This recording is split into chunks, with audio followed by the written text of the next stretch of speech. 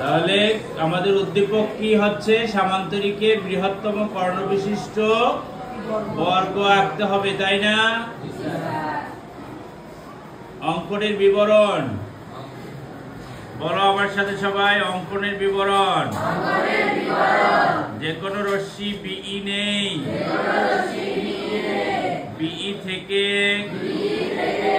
কর্ণ এ এর সমান করে বিডি অংশ কেটে নেই।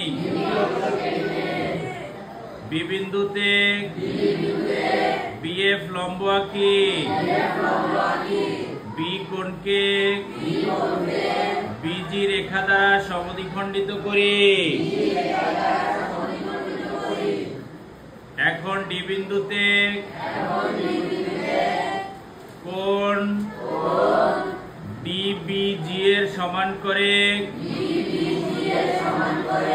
কোণ বিডিএইচ আঁকি। এখন বিওডি কে কেন্দ্র করে, তবে এর আগে বলবা কি বিজি এবং ডিএইচ রেখা পরস্পর এ বিন্দুতে কি বলবা? বিজি এবং ডিএইচ রেখা পরস্পর এ বিন্দুতে। এখন বিওডি কে কেন্দ্র করে বিএ এবং ডিএ এর সমান ব্যাসার্ধ নিয়ে যে পাশে এ আছে তার বিপরীত পাশে দুইটি বৃত্তচাপ আঁকি।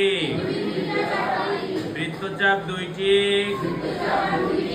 পরস্পর সি বিন্দুতে ছেদ করে।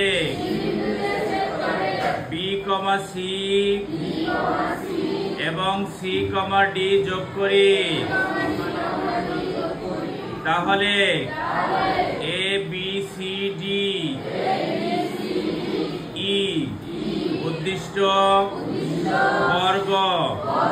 বুঝতে পেরেছো সবাই?